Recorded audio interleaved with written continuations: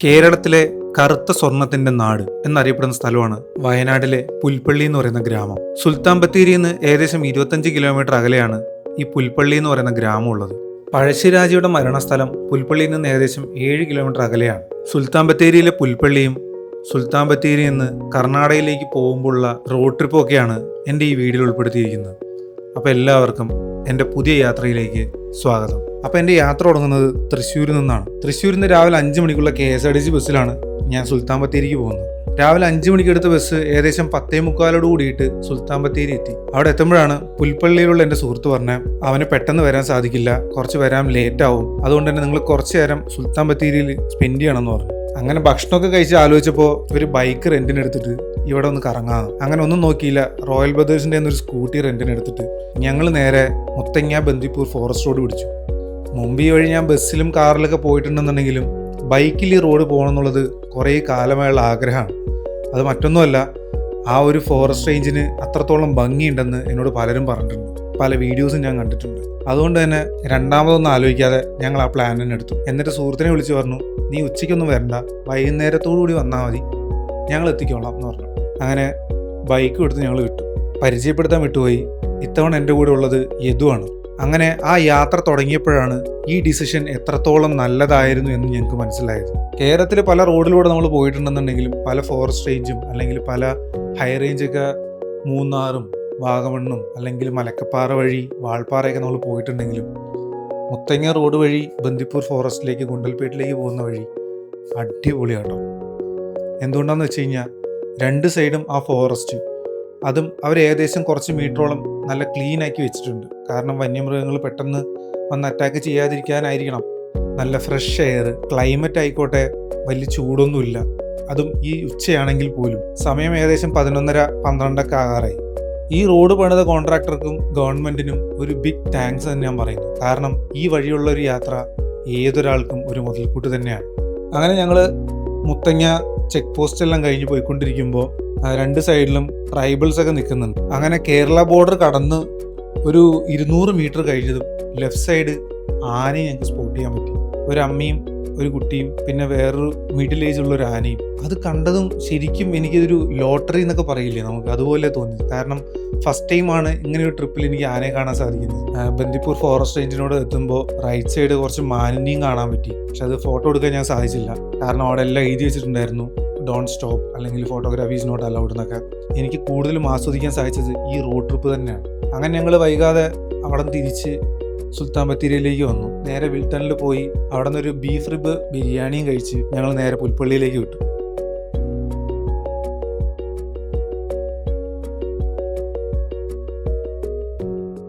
പുൽപ്പള്ളിക്കടുത്ത് മുള്ളംകൊല്ലി എന്ന് പറഞ്ഞ സ്ഥലമുണ്ട്.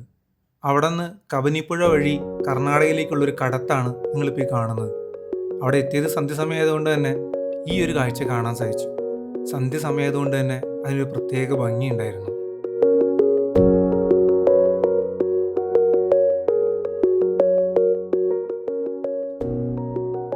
ഹലോ, അപ്പോൾ നമ്മൾ വയനാട് എത്തി.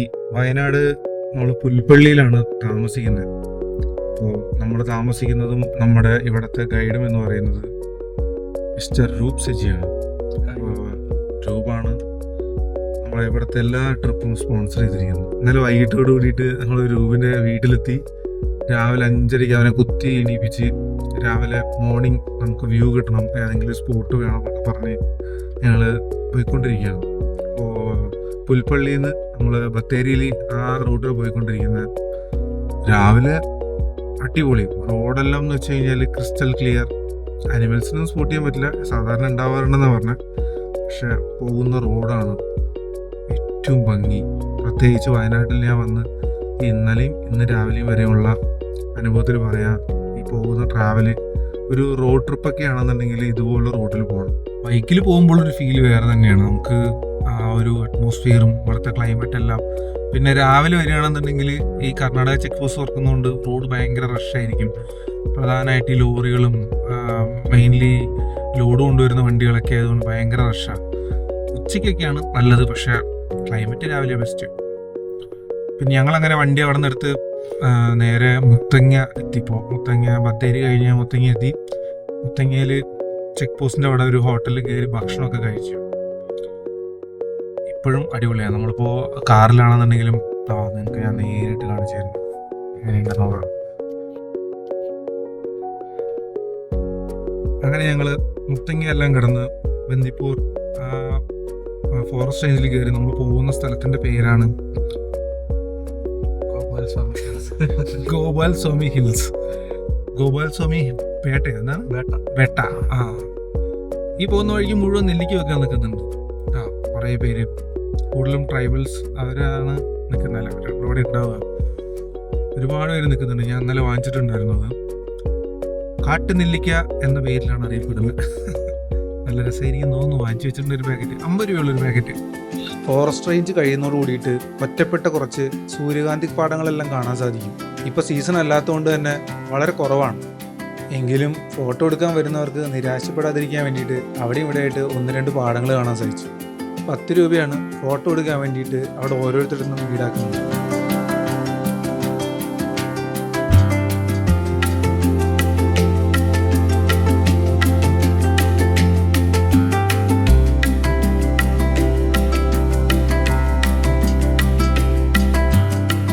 അങ്ങനെ കുറച്ച് നേരം അവിടെ നിന്ന് ഫോട്ടോയും വീഡിയോ ഒക്കെ എടുത്ത് അവിടെ നമ്മൾ നേരെ ഗോപാലപുര ഹിൽസിലേക്ക് പിടിച്ചു. ഇനി നമ്മൾ നമ്മുടെ സ്പോട്ടിലേക്ക് പോവാം. അവിടെ എന്തായിരിക്കും റഷ് എന്നറിയില്ല. 9 മണിക്കാണ് അവിടെ തുടങ്ങുന്നത്. ഞങ്ങളിപ്പോൾ 9 മണിക്ക് അവിടെ എത്തണമെന്നുണ്ട്. രാവിലെ 6 മണിക്ക് ഇറങ്ങിയതാണ്. ഇപ്പോൾ സമയം 9 മണിയായി. ഇനിയിപ്പോൾ ഏകദേശം എത്ര സമയം എടുക്കും? ഇനിയൊരു അരമണിക്കൂർ. ഇനി ഒരു അരമണിക്കൂറിനുള്ളിൽ നമ്മൾ നമ്മുടെ ആ സ്ഥലത്തെത്തും. അവിടെ ഒരുപാട് റഷ് ഉണ്ട് എന്നുണ്ടെങ്കിൽ നമുക്കൊന്നും ചെയ്യാൻ പറ്റില്ല. റഷ് ഇല്ലാന്നുണ്ടെങ്കിൽ ആ സ്ഥലം ഒന്ന് നന്നായിട്ട് കാണാൻ ശ്രമിക്കും അല്ലേ. പോകുന്ന വഴിയെല്ലാം അടിപൊളിയാണ്. ഗ്രാമത്തിലൂടെയുള്ള പോക്കാണ്. പിന്നെ കാണുന്ന കാഴ്ചകളാണെന്നുണ്ടെങ്കിലും മനസ്സിന് സമാധാനം നൽകുന്ന രീതിയിൽ. ട്രാഫിക്കില്ല. രാവിലെ ഏർലി മോർണിംഗ് ടൈപ്പ് ആ ഒരു സമയം. Peaceful atmosphere. അങ്ങനെയൊക്കെയാണ്. ഞാൻ ഡെസ്റ്റിനേഷനിൽ എത്രത്തോളം തിരക്കുണ്ടാവും നമുക്കറിയില്ല. ഗോപാലപുര ഹിൽസ് എത്തി അവിടെ ടിക്കറ്റ് എടുക്കുമ്പോഴാണ് അറിയുന്നത് ക്യാമറ അലൗഡ് അല്ല എന്നുള്ളത്. അതുകൊണ്ട് തന്നെ ഇവിടെ നിങ്ങൾ കാണാൻ പോകുന്ന ഫൂട്ടേജ് എല്ലാം മൊബൈലിൽ എടുത്തായിരിക്കുള്ളൂ. മുമ്പെല്ലാം നമ്മുടെ സ്വന്തം വണ്ടികൾ അങ്ങോട്ട് കടത്തിവിടുമായിരുന്നു. ടൂറിസ്റ്റുകളുടെ എണ്ണം കൂടിയപ്പോൾ പബ്ലിക് ട്രാൻസ്പോർട്ട് അവിടെ ട്രിപ്പ് അടിക്കുകയാണ്. അവിടെ നിന്നും ഒരാൾക്ക് 70 രൂപയാണ് ട്രിപ്പിൻ്റെ കോസ്റ്റ്. പോകുന്ന വഴിയെല്ലാം നല്ല കിടിലൻ വഴിയാണ്. മറ്റു വണ്ടികൾ വിടാത്തതുകൊണ്ട് തന്നെ ബ്ലോക്ക് ഇല്ലാതെ നമുക്ക് അവിടെ പോയിട്ട് കാണാനും പറ്റും. അവിടെ എത്തിയപ്പോൾ കണ്ടത് ഒരു അമ്പലം. അങ്ങോട്ടാണ് അവരെല്ലാവരും പോകുന്നത്. വളരെ ശാന്തമായ ഒരു അമ്പലം, ശാന്തമായ പ്രദേശം. ഈ പ്രൈവറ്റ് വണ്ടികളൊന്നും വരാത്തതിൻ്റെ ഗുണം അവിടെ നമുക്ക് കാണാൻ സാധിക്കും. AD 1315 ചോള രാജാക്കന്മാർ നിർമ്മിച്ചിട്ടുള്ള ഒരു ശ്രീകൃഷ്ണൻ്റെ അമ്പലമാണ് നമ്മളിപ്പോൾ കണ്ടുകൊണ്ടിരിക്കുന്നത്. ആലോചിച്ച് നോക്കണം, ആ കാലഘട്ടത്തിലാണ് ഇത് ഉണ്ടാക്കിയിരിക്കുന്നത്. ബന്ദിപ്പൂർ ദേശീയ ഉദ്യാനത്തിലെ ഏറ്റവും വലിയ കൊടുമുടിയാണിത്.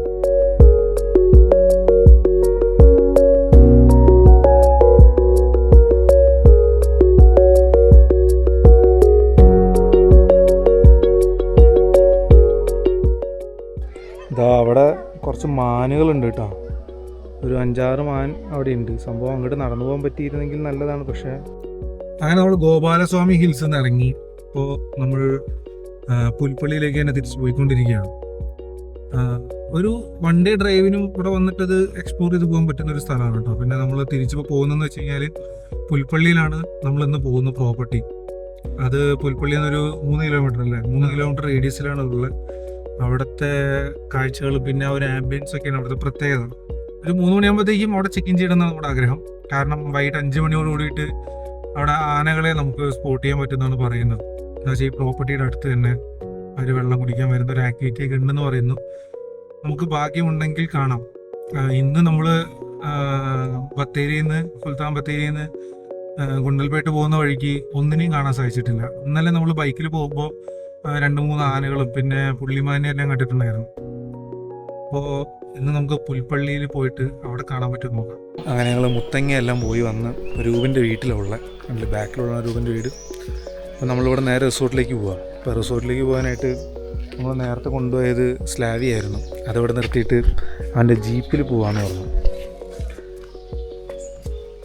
അങ്ങനെയാണ് ഈ ജീപ്പിലേക്ക് എല്ലാ സാധനങ്ങളും കയറ്റി വയ്ക്കുന്ന യദു. സെറ്റല്ലേ? പിന്നല്ലേ, പൊളിയല്ലേ.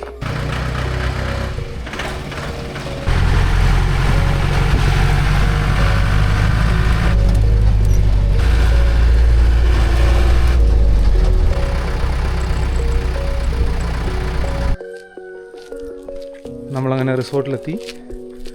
റിസോർട്ടിലേക്ക് വണ്ടി അങ്ങനെ പോകില്ല, വണ്ടി പുറത്തിട്ടിട്ട് വേണം പോകാനായിട്ട്. അപ്പോൾ ഇത് ഫോറസ്റ്റിൻ്റെ ഏരിയ ആണ്. ഇതിൽ കൂടെ പോയി കഴിഞ്ഞാൽ ഒരു ട്രൈബൽ കോളനിയൊക്കെയാണ്. അപ്പോൾ നമ്മൾ വണ്ടി പുറത്തിട്ടിട്ട് അങ്ങോട്ട് നടന്നിട്ട് വേണം പോകാനായിട്ട്. നൈസാട്ടോ അത്, നല്ല വ്യൂ ആണ്, നല്ല ആംബിയൻസ് അങ്ങോട്ട് പോകാനായിട്ട്. ഈ വീഡിയോ ആണല്ലേ അയച്ചത്. ഈ വഴി കാണിച്ചാണ് എന്നെ അങ്ങോട്ട് കൊണ്ടുവന്നത്. വഴിയാണ് എന്നെ അട്രാക്റ്റ് ചെയ്തത്. എന്താ പോകുന്ന വഴി, പിള്ളേർ ക്രിക്കറ്റ് കളിക്കുന്നുണ്ട്. ഇപ്പുറത്തൂടെ ഒരു വഴി പോകുന്നുണ്ട് കേട്ടോ, അത് നൈസാണ്.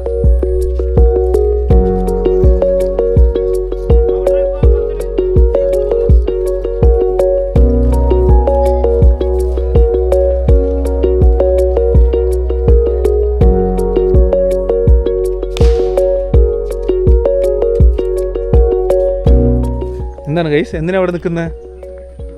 നിങ്ങൾക്ക് പോയിക്കൂടെ? അല്ലേ, നമ്മൾ നടന്നു വരുന്ന വഴി ബാക്കിൽ കിഡ്ലോസ്കി.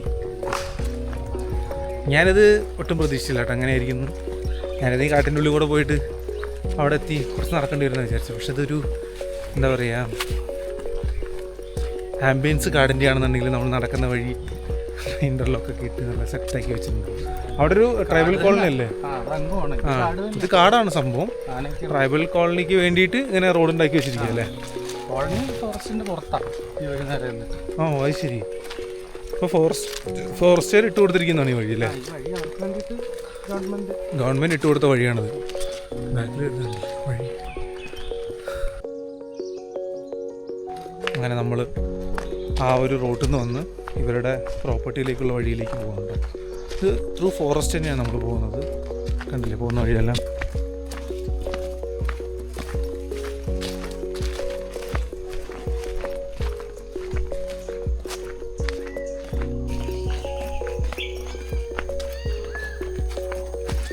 ഇപ്പോൾ കുഴപ്പമില്ല, നമ്മൾ അങ്ങോട്ട് വരികയാണെങ്കിൽ തന്നെ ഉച്ചയാകുമ്പോഴത്തേക്കൊക്കെ ഇവിടെ എത്തുകയാണെങ്കിൽ നോ പ്രോബ്ലം. നമ്മൾ രാത്രിയിലേക്ക് വരികയാണെങ്കിൽ 6 മണിക്ക് ശേഷം അവരത് ഓണാക്കിയിടും ഫെൻസ്. ഇതടയ്ക്കണോ? ലോക്ക്. ഇനി ഒരാളും വരില്ല, മണിച്ചെറുത്തായിട്ട് പൂട്ടി. നമ്മൾ പോകുന്നത് ഈ വഴിക്കാണ്.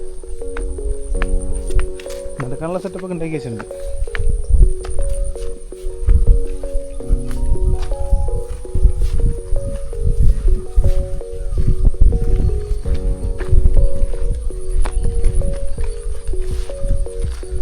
ഈവനിങ് സൺ ഈ കറക്റ്റ് ടൈം ആട്ടോ നമ്മൾ അല്ലേ? ഇത് കടന്ന് നമ്മൾ പോകുന്നതാണ് ഈ പ്രോപ്പർട്ടിയിലേക്ക്. ഇവിടെയാണ് ആനകളൊക്കെ വരുന്നത് പറഞ്ഞാൽ മൃഗങ്ങളെല്ലാം ഇവിടെ നമുക്ക് സ്പോട്ട് ചെയ്യാൻ പറ്റും. ഇവിടെയാണ് നമ്മൾ താമസിക്കാൻ പോകുന്ന സ്ഥലം. കണ്ടോ, അങ്ങോട്ട് പോകാനുള്ള വഴിയാണിത്.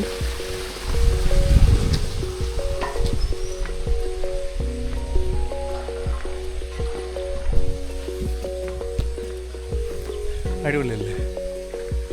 അങ്ങനെയൊക്കെ ഒന്ന് താമസിക്കുമല്ലോ വയനാട്. നൈസ് ആംബിയൻസ്, എനിക്ക് ഭയങ്കര ഇഷ്ടമായി.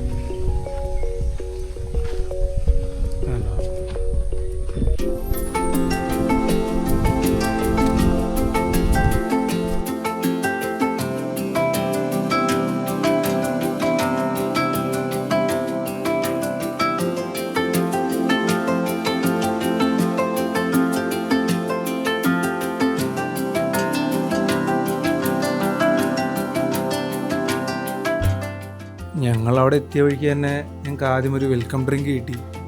അത് കഴിഞ്ഞതും നല്ല പഴംപൊരിയും ചായയും. അതെന്ന് തന്നെ ഞങ്ങൾക്കൊരു പോസിറ്റീവ് വൈബ് കിട്ടി. ഭക്ഷണത്തോടുള്ള ഒരു അഭിനിവേശമാണോ അതോ ആ ഒരു ആംബിയൻസ് ഞങ്ങൾക്ക് ഭയങ്കരമായിട്ട് ഇഷ്ടപ്പെട്ടതുകൊണ്ടാണെന്ന് അറിയില്ല. ചുറ്റുപാടാണെന്നുണ്ടെങ്കിലും വളരെ പീസ് ആൻഡ് കാമാണ്. പക്ഷികളുടെ സൗണ്ടും പിന്നെ വെള്ളം ചെറുതായിട്ട് ഒഴുകുന്നതിൻ്റെ സൗണ്ടൊക്കെ അവിടെ കേൾക്കാൻ സാധിച്ചിട്ടുണ്ട്. വെള്ളം കുടിക്കാനായിട്ടാണ് ഇവിടെ മൃഗങ്ങൾ കൂടുതലും വരുന്നത്. രാത്രിയിലാണ് അധികം വരുന്നതെന്നാണ് അവിടുത്തെ കെയർ ടേക്കറൊക്കെ പറഞ്ഞത്. പിന്നെ കൂട്ടത്തോടെ മാനുകൾ, ഇവയെല്ലാം രാത്രി നമുക്ക് കാണാൻ സാധിക്കും. ചില ദിവസങ്ങളിൽ രാവിലെ നമ്മൾ എഴുന്നേൽക്കുമ്പോൾ തന്നെ അവിടെ ഉണ്ടാവാറുണ്ടെന്നാണ് പുള്ളി പറയുന്നത്. ഇതിൽ നമുക്ക് എന്താ കാണാൻ പറ്റുക എന്നുള്ളതാണ് ഭാഗ്യം. അതാണ് ഞങ്ങൾ നോക്കിയിരിക്കുന്നത്. അങ്ങനെ ഈവനിങ് സൺസെറ്റ് ആവാറായി. നല്ല സൺലൈറ്റ് ആയിരുന്നു. അതും ആസ്വദിച്ച് ചായയും പഴംപൊരിയും എല്ലാം കഴിച്ച് ഞങ്ങളവിടെ വെയിറ്റ് ചെയ്തു.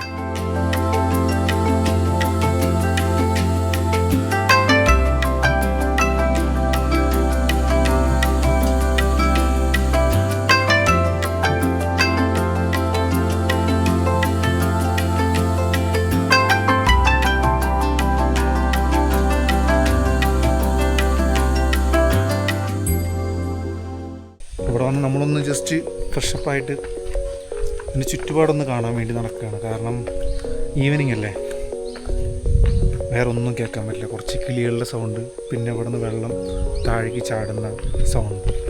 സോ 100% പ്യുവർ വൈൻ എന്നൊക്കെ പറയുന്ന പോലെ നമുക്ക് എന്താ പറയുക,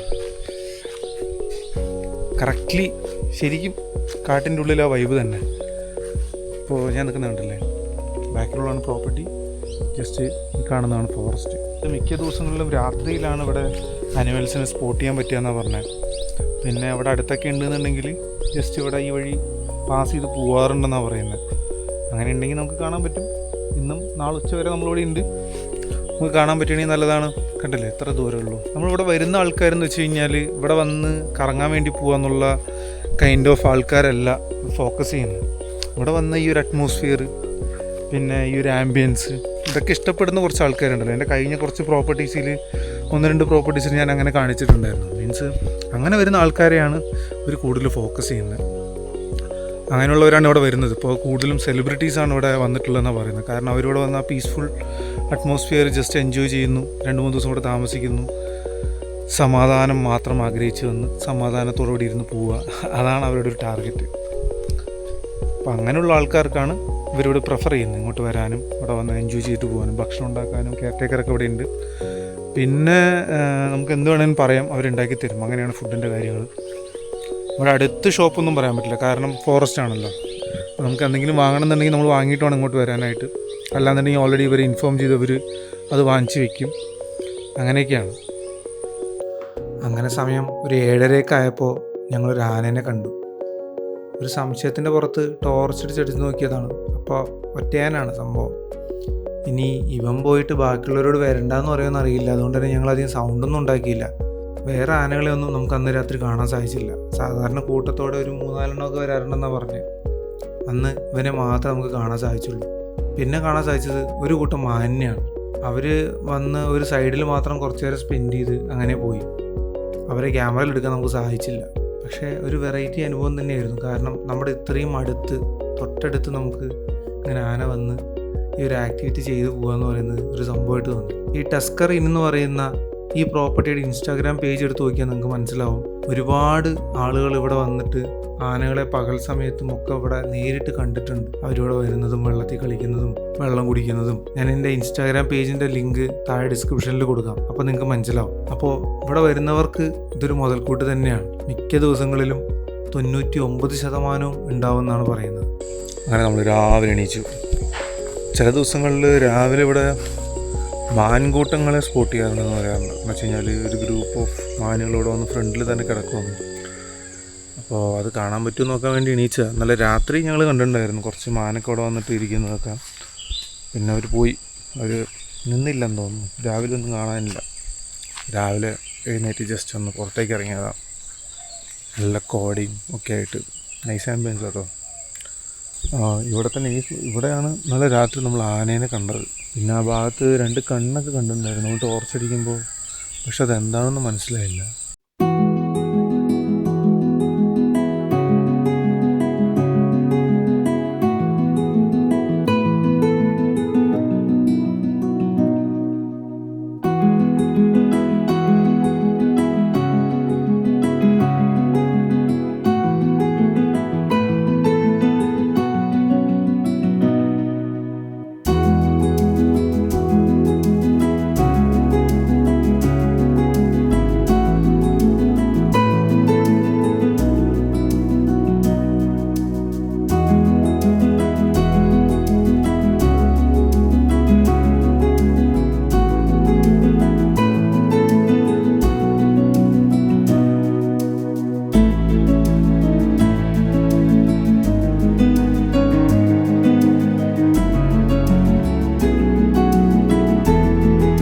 രാവിലത്തെ കാഴ്ചയെല്ലാം കഴിയുമ്പോഴത്തേക്കും നമ്മുടെ ചേട്ടൻ നമുക്ക് വേണ്ടിയിട്ട് നല്ല പുട്ടും കടലയും വീണ്ടും ഒരു ചായ എല്ലാം തന്നു. അതും കഴിച്ച് കുറച്ച് നേരം കൂടെ അവിടെ സ്പെൻഡ് ചെയ്ത് നമ്മൾ അവിടെ നിന്ന് മെല്ലെ ഇറങ്ങി. നമ്മൾ ഇന്നലെ ഇങ്ങോട്ട് എൻ്റർ ചെയ്യുന്ന സമയത്ത് ഒരു റോഡ് പോകുന്നുണ്ടായിരുന്നു ഒരു ട്രൈബൽ കോളനിയിലേക്ക്. അത് കാണാനായിട്ട് ഞങ്ങൾ അങ്ങോട്ട് നടന്നു. അതോടുകൂടിയിട്ട് ഈ വീഡിയോ നമ്മൾ അവസാനിപ്പിക്കാമെന്ന് വിചാരിച്ചു. One of the best road experience ആണ് ഈ ഫോറസ്റ്റിലൂടെയുള്ള വഴി കേട്ടോ. അത് നമ്മുടെ ഈ റിസോർട്ടിൻ്റെ തൊട്ടടുത്ത് തന്നെയുള്ള ഒരു ഫോറസ്റ്റ് റേഞ്ചിലുള്ള റോഡാണ്. ഇത് ഫോറസ്റ്റാണ് ശരിക്കും. ഇതിൽ കൂടെ പോയി കഴിഞ്ഞാൽ നമുക്ക് ഒരു ട്രൈബൽ കോളനി എത്തുന്നുണ്ട്. അതിൻ്റെ അപ്പുറം പോരാത്തതിന് ഇതിൽ കൂടെ ബസ് റൂട്ട് ഉണ്ടെന്നാണ് പറയുന്നത് ആ ട്രൈബൽ കോളനിയിലേക്ക്. അടിപൊളി കേട്ടോ. അവിടെ വന്നാൽ ഇതെല്ലാം എക്സ്പീരിയൻസ് ചെയ്യാൻ പറ്റും. ഇതുപോലൊരു കാട്ടിൽ എന്ത് രസമാണ് അല്ലേ. ഇപ്പം ഞാൻ വണ്ടിയിൽ വരുന്ന വീഡിയോസിൽ അതിൻ്റെ ബാക്കിലിടാം. അടിപൊളിയാണ്.